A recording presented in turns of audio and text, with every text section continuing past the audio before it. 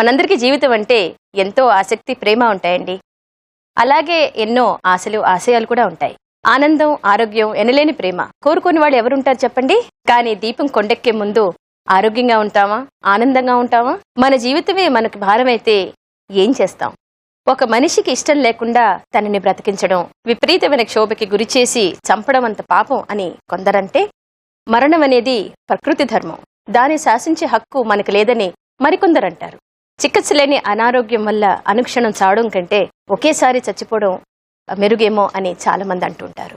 ఈ ఆలోచనలోంచే పుట్టుకొచ్చింది physician aided death. అసలు ఇది హత్య, ఆత్మహత్య, లేకపోతే కేవలం ఒక సానుభూతి చర్య అనే విషయం మీద ఇవాళ లైఫ్ ఇస్ బ్యూటిఫుల్లో విశ్లేషించుకుందాం.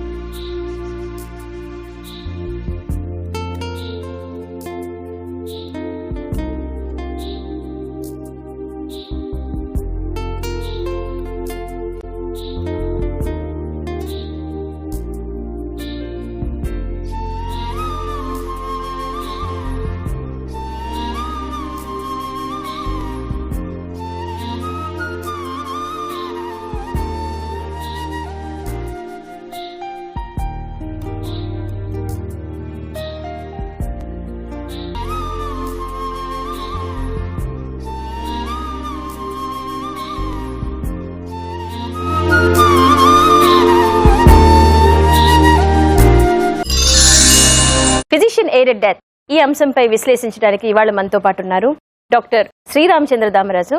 ఆయన ఒక brain and spine surgeon at Lakshmi neuro centre, Hyderabad. Hello doctor, welcome to the show. Thank you Purnima garu. మనం ఫిజిషియన్ ఎయిడెడ్ డెత్ గురించి ఇవాళ విశ్లేషించుకుంటున్నాం కదా. అంటే ఈ ఫిజిషియన్ ఎయిడెడ్ డెత్ అంటారు, కొందరు యూథనేషియా అంటారు, కొందరు డిఎన్ఆర్ అంటే డు నాట్ రిససిటేట్ అని అంటారు. ఇవన్నీ ఏంటండి? Can you just educate us about it? First of all you start with euthanasia. Euthanasia అంటే సానుభూతితో చంపడం. సాధారణంగా ఎవరికైనా చాలా సీరియస్ ప్రాబ్లం ఉంది, వాళ్ళు ఇంప్రూవ్ అయ్యే అవకాశం లేదు, అటువంటి పరిస్థితుల్లో బంధువులు ఏమైనా నిర్ణయం తీసుకుని ఇతన్ని సానుభూతితో పోవటం మంచిదని ఏదో ఇంజెక్షన్ కానీ ఏమైనా ఇచ్చి ఆయనకు కొంచెం కష్టం నుంచి విముక్తి కలిగిస్తే దాన్ని యూథనేషియా అంటారు. రెండోది ఏమంటే ఫిజిషియన్ అసిస్టెడ్ డెత్, అంటే వైద్యుడి సహకారంతో ఆత్మహత్య చేసుకోవటం. వైద్యుడి సహకారం అంటే సపోజ్ ఎవరైనా వాళ్ళకి ప్రాబ్లం ఉంది, ఏదో క్యాన్సర్ ఉంది, వాళ్ళు బ్రతకదలుచుకోలేరు, అటువంటి పరిస్థితిలో డాక్టర్ గారి సహకారం తీసుకుని ఇంజెక్షన్ కానీ ఏమైనా ఇచ్చుకుని వాళ్ళ ప్రాణం అంతం చేసుకోవడం. మూడోది ఏంటంటే డిఎన్ఆర్ అంటే డు నాట్ రిససిటేట్. కొంతమంది హాస్పిటల్లో మనం కూడా ఎన్నో వినుంటాం, ఎంతోమంది వాళ్ళు ఐసీయూలో ఉంటారు, వెంటిలేటర్ మీద ఉంటారు, చాలా హెవీ మెడికేషన్స్ నడుస్తుంటాయి. అటువంటి పరిస్థితిలో ఏం చేసినా కానీ వాళ్ళు ఇంప్రూవ్ అయ్యే అవకాశం లేదు అంటే బంధువులు డు నాట్ రెసిసిటేట్ అని పర్మిషన్ ఇస్తే ఆయనకి ఇంకేమైనా క్రిటికల్ అయినా కానీ, ఇంకా పరిస్థితి డౌన్ అయినా, బీపీ డౌన్ అయినా కానీ వైద్యులు ప్రత్యేకంగా ఏం కొత్త మెడిసిన్స్ ఇవ్వకుండా రిససిటేషన్ అంటే మళ్ళీ పేషెంట్ని ఇంప్రూవ్ చేసే అవకాశం చేయకుండా ఆ పేషెంట్ని సైలెంట్గా పోనిస్తారనమాట. సానుభూతితో చనిపోవడం అయినా సరే, లేకపోతే ఫిజిషియన్ అసిస్టెడ్ డెత్ అయినా సరే, డిఎన్ఆర్ అయినా సరే, దీనికి కన్సెంట్ అనేది ఎవరు ఇవ్వాలి డాక్టర్ గారు? అంటే రిలేటివ్స్ ఇస్తే సరిపోతుందా, లేకపోతే పేషెంట్ ఇవ్వాలా? ఇది ఎలా, how does it work out? ఇప్పుడు యూథనేషియా అనే పరిస్థితిలో యూథనేషియా అనే సానుభూతితో పేషెంట్ ప్రాణం తీయడం అనేది ఏ మూడు పరిస్థితుల్లో కానీ వైద్యుడు స్వయంగా డెసిషన్ తీసుకోలేరు. వైద్యుడు డిసైడ్ చేసి ఈ విధంగా ఈ పేషెంట్కి ఇది చేయాలనే పరిస్థితి ఎప్పుడు రాకూడదు, ఎప్పుడు రాకూడదు. చాలా మటుకు బంధువులే తీసుకోవాలి. అయితే దీనిలో ఫిజిషియన్ ఎయిడెడ్ డెత్ అంటే ఇప్పుడు ఫిజిషియన్ ఎయిడెడ్ సూసైడ్ అంటే ఇప్పుడు మనం వైద్యుడి సహకారం తీసుకునే వాళ్ళు అటువంటి టైంలో ఆ రోగులే వాళ్ళే స్వయంగా నిర్ణయం తీసుకుని మాకు ఇటువంటి పరిస్థితి నుండి మాకు బయటికి కావాలి, మాకు మా కష్టం చాలా తీవ్రంగా ఉంది, ఇది నయం అయ్యే అవకాశం లేదు అని వాళ్ళు డెసిషన్ తీసుకున్న తర్వాత వాళ్ళే సంతకం పెట్టుకుని వాళ్ళే డెసిషన్ తీసుకోవచ్చు అనమాట. నేను మీ బ్రతకదలుచుకోలేదు, మేము మా సూసైడ్ చేసుకుంటున్నామని. అటువంటి పరిస్థితిలో రోగులు వాళ్ళే ఇస్తారు, మిగతా రెండు పరిస్థితుల్లో బంధువులు ఇస్తారనమాట. నా ప్రాక్టీస్లో కూడాను నేను చాలా మందిని చూశాను, ప్లీజ్ డాక్టర్ గారు నేను బ్రతకలేను, ఇంకా ఈ భారం నేను మొయ్యలేను, నాకు ఎన్నో ప్రాబ్లమ్స్ ఉన్నాయి, ప్లీజ్ నాకు ఏదైనా ఇంజెక్షన్ ఇచ్చి నన్ను చంపేయండి అనే వాళ్ళు కూడా చాలా మంది ఉంటారు. కానీ వీళ్ళందరూ డిప్రెషన్తో సఫర్ అవుతున్న రోగులు అనమాట. ఈ బాధ ఇవన్నీ ఒక్కొక్కప్పుడు మనకి నిజంగా ఉండకపోవచ్చు. ఒక్కొక్కప్పుడు స్కిజోఫ్రెనియా వ్యాధిలో కూడాను మనకి బాధలు ఉన్నాయని మనం ఊహించవచ్చు. సో మనం ఎప్పుడైనానండి డాక్టర్ గారు, is there anything that makes it mandatory? ఒక మెంటల్ హెల్త్ ఎగ్జామినేషన్ వీళ్ళకి అవసరమా అనేది, ఇజ్ ఇట్ మ్యాండేటరీ అండి? అంటే ఈ డిసిషన్ అనేది వాళ్ళు తీసుకునేటప్పుడు పేషెంట్స్ వాళ్ళు సెన్సెస్లో వాళ్ళు ఉన్నారా? ఒకవేళ వాళ్ళ సెన్సెస్లో వాళ్ళు లేకపోతే రిలేటివ్స్ ఎవరైతే డిసిషన్ తీసుకుంటున్నారో అది ఏమైనా వెస్టెడ్ ఇంట్రెస్ట్తో తీసుకుంటున్నారా, లేకపోతే హౌ డు వి నో? అంటే అది సిన్సియర్ ఎఫర్ట్, అంటే ఒక పేషెంట్కి సఫరింగ్ ఉండకూడదు అని మనం అనుకుంటున్నామా, లేకపోతే ఇంకేదైనా వెస్టెడ్ ఇంట్రెస్ట్ ఉంటుందా అనేది how do we make out doctor గారు? లోకంలో అసలు ఒక్క వెలుతురు కూడా అసలు అన్ని చిమ్మ చీకటిగా ఉంటుంది. ఎక్కడ చూసినా కానీ వాళ్ళకి ఏం అవకాశం లేనట్టు అటువంటి వాళ్ళు డిప్రెషన్ అంటారు. కానీ మనం మాట్లాడేది అటువంటి పరిస్థితులు కాదు. మనం మాట్లాడేది శారీరక వ్యాధులు. శారీరక వ్యాధులు అంటే ఎవరైనా క్యాన్సర్ అనుకోండి. ఇప్పుడు ఎవరికైనా సరే సపోజ్ క్యాన్సర్ అనే వ్యాధి మన శరీరం అంతా పెరిగింది, ఇటువంటి వాళ్ళు బ్రతికే అవకాశం లేదు. లేకపోతే కొంతమంది న్యూరలాజికల్ ప్రాబ్లమ్స్ ఉంటాయి. న్యూరలాజికల్ అంటే ఏదో కారణంగా నరాలన్నీ క్షీణిస్తూనే ఉంటాయి, బలహీనంగా అవుతూనే ఉంటాయి. మీరు ఎంతమంది వైద్యులు మీరు కలిసినా కానీ ఎవ్వరూ మీకు sorry we cannot do anything అని చెప్పి పంపిస్తూ ఉంటారు. అటువంటి పరిస్థితిలో మనం ఇవి ఫిజిషియన్ అసిస్టెడ్ సూసైడ్ అనేది కొన్ని దేశాల్లో అది పాసిబుల్. మన దేశంలో ఇంకా పర్మిషన్ లేదు. మానసిక వ్యాధులకి ఎట్టి పరిస్థితుల్లో ఫిజిషియన్ అసిస్టెడ్ సూసైడ్ అనే ప్రాబ్లం రాదు. శారీరక వ్యాధుల్లో మనకు డాక్యుమెంటెడ్ అంటే అన్ని పరీక్షలు చేసి వాళ్ళకి ఈ ప్రాబ్లం ఉంది అని కన్ఫర్మ్ అయిన తర్వాతనే మిగతా వాళ్ళతోనూ వాళ్ళ బంధువులతో అందరితో మాట్లాడి ఓకే అని చెప్పిన తర్వాత వాళ్ళ సంతకం తీసుకున్న తర్వాత అప్పుడు ఫర్దర్గా ప్రొసీడ్ అవుతారు. ఆడియన్స్ మీకు ఏమైనా డౌట్స్ ఉంటే మీరు డాక్టర్ గారిని అడగొచ్చు. మనకు తెలుసు పాశ్చాత్య దేశాల్లో జనరల్గా మెర్సీ కిల్లింగ్ అని ఉన్నదని విన్నాను నేను. సో వాటికి ప్రభుత్వాల యొక్క పర్మిషన్ తీసుకొని ఎవరైతే పేషెంట్ ఉంటారో అట్లాంటి వాళ్ళు కూడా ఈ మెర్సీ కిల్లింగ్కు అనుమతి పొంది కొన్నిసార్లు పర్మిషన్ తీసుకొని కూడా విధంగా మీరు అన్నట్టు మెడికేటెడ్ డెత్స్ కానీ అట్లాంటివి జరిగే అవకాశాలు ఉన్నాయి. సో అటువంటిది మన ఇండియాలో ఉండే అవకాశం ఉంది కాదండి? అది అటువంటిది మనకు ఇండియాలో అసలు ఇంకా ఇక్కడ లేదనమాట. మనం సానుభూతితో వాళ్ళకి వాళ్ళ వేదన నుండి వాళ్ళ బాధ నుండి విడుదల కలిగించడం, అది ఇంకో విధంగా మాట్లాడచ్చు మనం. అయితే అటువంటిది కూడా మన ఇప్పుడు దేశంలో పర్మిషన్ లేదు. ఫిజిషియన్ అసిస్టెడ్ సూసైడ్ అంటే వైద్యుడి సహకారంతో ఆత్మహత్య, దానికోసం కూడా లేదు. మన చట్ట ప్రకారం ఎటువంటి సూసైడ్ అయినా కానీ తప్పు. అండ్ అటువంటి పరిస్థితుల్లో వైద్యుడు హెల్ప్ చేయడం కూడా తప్పు. కేవలం క్యాన్సరే కాదండి, ఇన్ఫాక్ట్ కొందరు అసలు వాళ్ళ స్పృహలో కూడా ఉండరు. కొందరు 30 ఏళ్ల వరకు 40 ఏళ్ల వరకు కోమాలో ఉంటారు. And they're completely only on machines. ఆ మెషిన్ ఉన్నందుకు వాళ్ళు బ్రతుకుతున్నారు. సో ఇలాంటి వాళ్ళకి ఇన్ఫాక్ట్ ఇది ఒక ఎథికల్ క్వశ్చన్ కూడాను. అండ్ ఇంకోటి ఏంటంటే ఇమోషనల్ బర్డెన్. సో అలాంటప్పుడు వాళ్ళు డిసిషన్ తీసుకొని మీరు వెంటిలేటర్స్ అవన్నీ ఆఫ్ చేయండి అనేటప్పటికీ ఆ స్విచ్ ఆఫ్ చేసే డాక్టర్కి కూడా ఎంతవరకు ఒక ఎమోషనల్ బర్డెన్. ఎందుకంటే నా వల్ల ఒక ప్రాణం పోతుంది కదా, ఎందుకంటే మేము రక్షిస్తాము, కడ వరకు రక్షిస్తాము అని మనం ఒక వాగ్దానం చేస్తాం యాజ్ డాక్టర్స్. సో ఇది చాలా పెద్ద ఎమోషనల్ బర్డెన్. ఇంకోటి ఏంటంటే ఈవెన్ రిలేటివ్స్, వైఫ్ కానివ్వండి, పిల్లలు కానివ్వండి, ఆ డిసిషన్ తీసుకోవడం చాలా చాలా కష్టంగా ఉంటుంది. ఇప్పుడు మీరు ఆలోచించండి, మీరు ఆ స్థానంలో ఉంటే మీరు ఎలాంటి డిసిషన్ తీసుకుంటారు? ఈ అంశంపై మరికొన్ని విషయాలు మాట్లాడడానికి ఇవాళ మనతో పాటు ఉన్నారు doctor Veena Shatrughna. Welcome doctor, welcome to the show. అలాగే మనతో పాటు ఉన్నారు doctor Satish Chandra. Welcome doctor, welcome to the show. Thank you. Doctor Veena, మీరు as a medical doctor and as a person ఇప్పుడు విమెన్ స్టడీస్ మీరు ఎన్నో చేస్తున్నారు, మీకు ఎంతో రిచ్ ఎక్స్పీరియన్సెస్ ఉన్నాయి. సో మీ ఎక్స్పీరియన్సెస్లో మీరు ఏమైనా ఇట్లాంటి కేసెస్ ఏమైనా చూసారా? అండ్ దాని గురించి మీరు ఏమైనా చెప్పగలరా? మన కల్చర్లో డెత్ అంటే యాక్చువల్గా భయం లేదు. డెత్ అంటే కొంతమంది 90 తర్వాత ఎవరైనా వెళ్తే కొన్ని సెలబ్రేషన్స్ కూడా జరుగుతాయి కొన్ని కల్చర్స్లో. So death is not something to be feared, it is part of life అంటారు కదా. This is different stages of life. 60 తర్వాత సన్యాస్ తీసుకోవచ్చు అంత. So in such a culture మనం చాలా కేర్ఫుల్గా మెడికలైజ్ చేయాలి నేను అనుకుంటాను. మెడికలైజ్ అంటే అన్ని విషయాలకి డాక్టర్సే చూడాలి అట్లా లేదు, ఫ్యామిలీ కూడా డిసిషన్స్ తీసుకోవచ్చు. నా ఎక్స్పీరియన్స్లో 3-4 ఉన్న ఎక్స్పీరియన్స్. నా పర్సనల్ లైఫ్లో కూడా somebody very close to me ventilator మీద పెట్టారు. సెకండ్ డే నాకు అర్థమైపోయింది ఈ వెంటిలేటర్ అనవసరం ఉంది. డాక్టర్స్ అడిగిన తర్వాత ఆయన అన్నాడు, కరెక్టే, అన్ని ఆర్గన్ ఫెయిలియర్ అయిపోయినాయి, మీరు చెప్తే తీసేస్తాను. నేను ఇమీడియట్గా ఎస్ అన్నాను. ఎందుకంటే అప్పుడు గిల్ట్ ఫీల్ కాలేదు ఏం, ఎందుకంటే అర్థం అయిన తర్వాత. బట్ అర్థం చేయించడానికి ఎవరు చాలా అవసరం. సో ఈ ఎక్స్పీరియన్సెస్తోని నేను అనుకుంటాను మా కల్చర్లో ఈ విషయం మనం మాట్లాడుకోవచ్చు. డాక్టర్ సతీష్, మరి ఈ కాన్సెప్ట్ కి డిగ్నిటీ విత్ డెత్ అని అంటారు కదండి. యూథినేషియా కానివ్వండి, అంటే మర్సీ కిల్లింగ్ కానివ్వండి, లేకపోతే ఫిజిషియన్ అసిస్టెడ్ సూసైడ్ అన్నా, ఫిజిషియన్ అసిస్టెడ్ డెత్ అన్నా సరే, ఇలాంటివన్నీ మనకి దే కాల్ ఇట్, అంటే దాన్ని జస్టిఫై చేయడం ఏంటి అంటే డెత్ విత్ డిగ్నిటీ అని. సానుభూతినో చావనిస్తున్నాం వాళ్ళని, అండ్ వాళ్ళకి ఒక ఏ సఫరింగ్ లేకుండా మనం ఒక పీస్ఫుల్ డెత్ ఏర్పడేలా మనం చేస్తున్నాము అని అంటారు. దెన్ వాట్ ఈస్, అంటే దీనికి ఎథికల్ అండ్ మారల్ ఆస్పెక్ట్స్ ఏంటండి? గిల్ట్ అనేది మనకి ప్రతి వాళ్ళలోనూ ఉంటుంది. ఇప్పుడు నేను ఏమో తప్పు చేస్తున్నానా, ఇప్పుడు మీరు డాక్టర్స్ కూడా you can have that guilt. నేను ఒక అసెస్మెంట్ ఇచ్చాను, ఈ అసెస్మెంట్ బేసిస్ మీద ఇప్పుడు ఆ పేషెంట్ ఫ్యామిలీ ఒక డెసిషన్ తీసుకుంటుంది. సో అట్లాంటప్పుడు the owners is entirely upon the doctor మీద అంత ప్రెషర్ ఉన్నప్పుడు is a doctor very sure?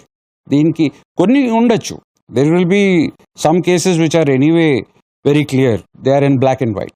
There are lot of borderline gray areas. ఈ గ్రే ఏరియాస్లో ప్రాబ్లమ్స్ వస్తాయి అక్కడ. ఈ వచ్చినప్పుడు ఏంటి అంటే మనం గ్లోబలైజేషన్ అంటాము, మనం కూడా వెస్టర్నైజ్ అవుతున్నాము అంటాము, కానీ ఒకటి ఏంటంటే మన విలువలు మాత్రం కొన్ని మారలేదు ఇంకా. అంటే నేను ఒక మనిషి ప్రాణం తీయడము అనేది, అంటే ప్రాణం తీయడంలో హెల్ప్ చేయడము అనేది ఇంకా అది చాలా తక్కువ మందిలో అది ఉంది. ఎగ్జాక్ట్లీ. అది ఎందుకు అంటే మన దగ్గర ఉన్న ఆర్గ్యుమెంట్ బేసిక్లీ ఏంటంటే ఈ జీవితం ఎవరు ఇచ్చారు? భగవంతుడు ఇచ్చాడు. సో దీన్ని అంతం చేయాలన్నా కూడా ఎప్పుడు అంతం చేయాలి భగవంతుడే నిర్ణయించాలి. తర్వాత మన దగ్గర ఈ కర్మ అనే ఒక కాన్సెప్ట్ ఉంది. అంటే ఈ జీవితంలో కష్టాలు అనుభవిస్తున్నాము, పెయిన్ అనుభవిస్తున్నాము అంటే వచ్చే జీవితంలో నాకు బెటర్ లైఫ్ అనేది ఉంటుంది. ఎప్పుడో నేను చేసిన దుష్కర్మకి ఇప్పుడు ఒక శిక్ష నాకు పడింది అని అట్లా కూడా చాలా డిగ్నిఫైడ్గా ఉన్న వాళ్ళని నేను చూశాను. అంటే ఇప్పుడు నేను అనుకోవచ్చు, ఎందుకు పాపం ఇట్లా సఫర్ అవుతున్నారు, వాళ్ళని తీసిపడేయండి, వెంటిలేటర్ తీసేసేయండి, లేకపోతే డయాలిసిస్ మెషిన్ మీద 4 గంటలు పెట్టి ఒక పేషెంట్ని హోప్ లేని వాళ్ళకి ఇట్ ఈస్ వెరీ పెయిన్ఫుల్. అది ఎందుకు అని దూరం నుంచి చెప్పగలనేమో. అదే నా ఇంట్లో నా తండ్రికో నా తల్లికో అయితే నేను అది చెప్పగలనా అనేది నాకు సమాధానం లేదు. అంటే దీన్ని మనము, ఇది చాలా క్లిష్టమైన ప్రశ్న, దానికి ఎస్ ఆర్ నో అనే ఆన్సర్ చాలా చాలా కష్టం. చావు అనేది మనకి ఎంత ఇన్నోవేటబుల్ అంటే డెఫినెట్ గా వస్తుంది అన్నా సరే ఆ చావుని వీలైనంత మట్టుకు ఇట్లా వెనక్కి తోసేయడానికి మనం ట్రై చేస్తుంటాం. వైద్యులు అయితే మరీ ఎక్కువ. ఇన్ఫాక్ట్ 10-15 సంవత్సరాల క్రితం జరిగిన కేసు నేను చెప్తానండి. ఒక ఫేమస్ న్యూరాలజిస్ట్ అనమాట, తన సొంత మేనల్లుడు ఒంట్లో తనకి బాగాలేదు, హీ వాజ్ అంటే బ్రెయిన్ డెడ్ అనమాట. హీ వాజ్ ఇన్ కోమా, ఒక 2-3 ఇయర్స్ నుంచి కోమాలో ఉన్నారు అని తనే ఫ్యామిలీకి అడ్వైజ్ ఇచ్చారనమాట. ఇంకేది అయ్యేటట్లేదు, లెటస్ ఆ సిస్టమ్స్ అన్ని క్లోజ్ చేస్తే క్రమేణ ఆయనకు వెల్దిగా ప్రాణం పోతుంది అని. అది అయిన తర్వాత ఇప్పటికీ కూడాను ఆ అబ్బాయి ఎవరైతే ఉన్నారో వాళ్ళ మదర్ అతనికి ఫోన్ చేసి మా అబ్బాయిని ఎందుకు కూనీ చేశావు అని ఆవిడ ఏడుస్తూ అడుగుతూనే ఉంటుందన్నమాట. సో ఈ డిసిషన్ తీసుకోవడం కూడా చాలా చాలా కష్టం. ఒక డాక్టర్కి కానివ్వండి, మనిషికి అయినా సరే ఇది చాలా కష్టమైన decision. Now the question is open to the audience. మీరు ఎథికల్ ఆస్పెక్ట్స్ విన్నారు, మారల్ ఆస్పెక్ట్స్ విన్నారు, డాక్టర్ గారి సొంత ఎక్స్పీరియన్సెస్ విన్నారు, నా ఎక్స్పీరియన్సెస్ విన్నారు. ఇప్పుడు దీని మీద మీ అభిప్రాయం ఏంటండి? ఫిజిషియన్ ఎయిడెడ్ డెత్ ఉండాలా, లేకపోతే ఆ డిసిషన్ మనం తీసుకోవడానికి మన సమర్థవంతులమా కాదా? రీసెంట్గా మా పెద్దమ్మకు క్యాన్సర్ వచ్చేసి ఆపరేషన్ చేయించాము. సో చేయించిన తర్వాత అది క్యూర్ అవుతుంది అనుకున్నప్పుడు రీఅటాక్ చేసింది. సో మళ్ళీ వచ్చినప్పుడు మళ్ళీ డాక్టర్ దగ్గరికి వెళ్తే 1.5 year వరకు లైఫ్ బతకదు అని చెప్పేశారు. సో మేము అలాగే వేరే డాక్టర్ల సజెషన్ కూడా తీసుకున్నాము. సో కొందరు చెప్పారు మెడిసిన్ ఇచ్చినా కానీ ఆమె లైఫ్ని పెంచినా సరే ఆమెకు ప్రాబ్లం అవుతుంది తప్ప తగ్గే సూచన అయితే లేదు, సో మీరు డిసిషన్ తీసుకోండి అని చెప్పారు. సో చూస్తూ వదిలిపెట్టలేక మేము అట్లనే ట్రీట్మెంట్ ఇప్పించాము. కానీ 4 years వరకు బతికింది. కానీ చివరి రోజుల్లో మొత్తం బ్రెయిన్కి బాడీ మొత్తానికి స్ప్రెడ్ అయ్యి అసలుకి మేము చూడలేకపోయాం. అసలు చివరి 4 రోజులైతే అన్కాన్షియస్గా బాడీ మొత్తం కొట్టుకుంటూ చనిపోయింది. సో అప్పుడు అనిపించింది మాకందరికి చనిపోతే బాగుండేమో, అంత బాధపడుతుంది అని అనుకున్నాం. ఇక్కడ నా క్వశ్చన్ వచ్చేసి అసలుకి ఇలా ఇది మన దగ్గర ఉందా, లేకపోతే ఆ పేషెంట్ తీసుకోవాల్సిన నిర్ణయాలు కానీ జాగ్రత్తలు కానీ లేకపోతే ఎలా అప్రోచ్ అవ్వాలి, అసలు ఇది సమంజసమేనా? మన దగ్గర లా లేదు, అంతే, ఏది చట్టం లేదు. ఇటువంటి పేషెంట్స్కి వాళ్ళ ఇష్టం ప్రకారం లేకపోతే ఫ్యామిలీ ఇష్టం ప్రకారం ఇంజెక్షన్ ఇచ్చి సంపద్దు, అటువంటి లా లేదు. బట్ ఫెసిలిటీస్ ఎట్లా ఉన్నాయంటే పేషెంట్కి కంఫర్టబుల్ పెట్టొచ్చు హాస్పిటల్లో లేకపోతే ఇంట్లో మార్ఫిన్ మందుతోని. బట్ చాలా మంది పేషెంట్స్ రిలేటివ్స్ వాళ్ళు హాస్పిటల్కి తీసుకురారు కదా, ఇంట్లోనే ఉంచుకొని చూస్తారు. ఆ సఫరింగ్ చూడలేకపోతేనే వాళ్ళు హాస్పిటల్కి తీసుకొస్తారు. సో ఇండియాలో ఏది క్లారిటీ లేదు. బట్ నిదానంగా నేను అనుకుంటాను కొంతవరకు క్లారిటీ రావచ్చు, ఎందుకంటే మీరు చూడలేకపోయారు కదా.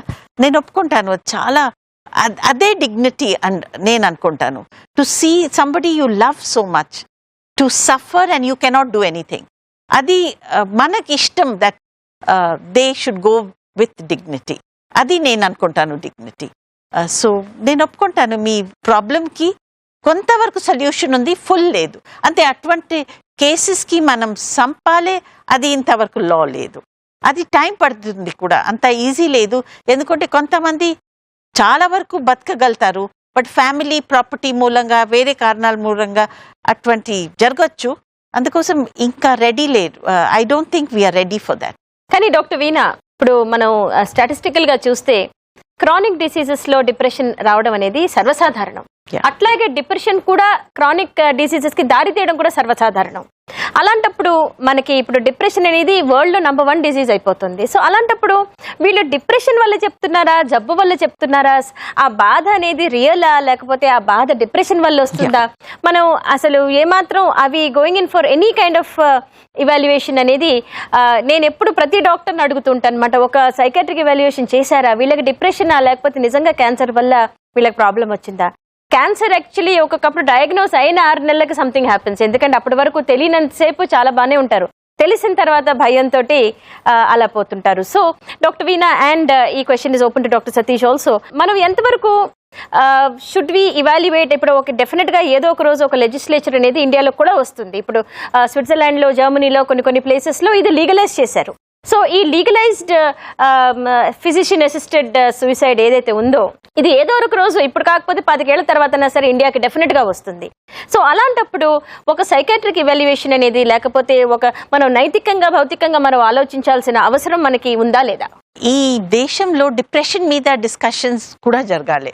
ఎంతవరకు జరగాలంటే ఒక మనిషి సొంతంగా తెలుసుకోవచ్చు, నాకు డిప్రెషన్ మూలంగా ఇది ఫీలింగ్ ఉంది, విదౌట్ కన్సల్టేషన్, విదౌట్ అసెస్మెంట్, అంతవరకు రావాలా.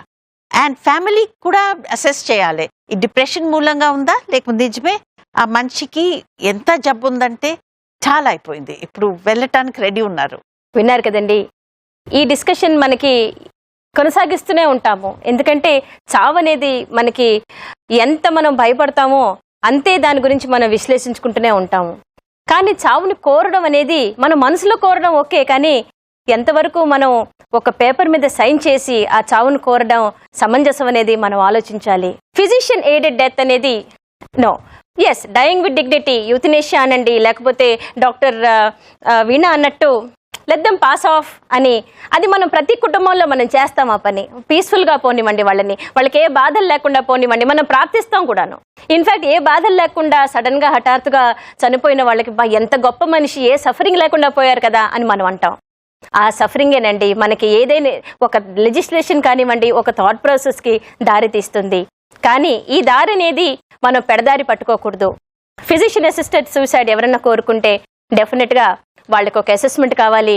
చాలా విశ్లేషించుకున్న తర్వాత, చాలా డిస్కస్ చేసిన తర్వాతే ఈ డిసిషన్ తీసుకోవాలి. అండ్ ఈ డిసిషన్ కూడాను గిల్ట్ లేకుండాను, ఒకవేళ ఏ థాట్ లేకుండా మనం తీసుకోగలిగితే అది చాలా గ్రేట్. కానీ ఇలాంటి డిసిషన్స్ ఏ గిల్ట్ లేకుండా తీసుకోవడం కూడా చాలా చాలా కష్టం. ఐఎమ్ కంప్లీట్లీ ప్రో లైఫ్ అండి. అండ్ మీరందరూ కూడా ఒక హెల్దీ లైఫ్ స్టైల్ బ్రతకాలి and be pro life, lead a healthy lifestyle with a healthy attitude. Thank you for coming here. And doctor Veena, doctor Satish, thank you so much for being here. నేను ఎప్పుడు నమ్ముతాను life has to be beautiful అని. And వీలైనంత మట్టుకు death అనేది eventuality. ఆ death చనిపోయే ముందు బ్రతకడం నేర్చుకోవడం అనేది I think we should learn that first. జీవితం అనేది ఎంతో విలువైంది. ఏదో ఒక రోజు మనల్ని వెతుక్కుంటూ మరణం ముందడుగు వేస్తుంది. కానీ మరణాన్ని స్వయంగా కోరుకోవడం అనేది అసమంజసం. ఒకేసారి పుడతాం, ఒకేసారి బ్రతుకుతాం, ఏదీ శాశ్వతం కాదు. ఆ బ్రతికిన కొంతకాలమైనా సరే సంతోషంగా ఉండడానికి కారణాలు వెతుక్కుందాం, చావడానికి కాదు. Because life is beautiful. పిల్లలు పుట్టే ముందే ఏ స్కూల్లో చదవాలి, ఎలాంటి ఎడ్యుకేషన్ పొందాలి, ఎలాంటి ప్రొఫెషన్లో ఉండాలి, డాక్టర్స్ అవ్వాలా, ఇంజనీర్స్ అవ్వాలా, లాయర్స్ అవ్వాలా అని కలలు కంటూనే ఉంటారు అమ్మా నాన్న. తీరా పుట్టిన తర్వాత కూడాను ఆడపిల్లల్ని ఆడపిల్లల స్కూల్లో చదివించాలా, లేకపోతే కో ఎడ్యుకేషన్ స్కూల్ బెటరా? కో ఎడ్యుకేషన్ స్కూల్స్లో ఎక్స్పోజర్ బాగుంటుంది, హెల్దీ ఇంటరాక్షన్స్ బాగుంటాయి కొందరంటే, చాలా ఎర్లీగా బ్యాడ్ రిలేషన్షిప్ స్టార్ట్ అవుతాయి, బ్యాడ్ లాంగ్వేజెస్ స్టార్ట్ అవుతాయి, బ్యాడ్ బిహేవియర్ స్టార్ట్ అవుతుంది అని కొందరు. అబ్బాయితో పాటు అమ్మాయి కూడా సేమే.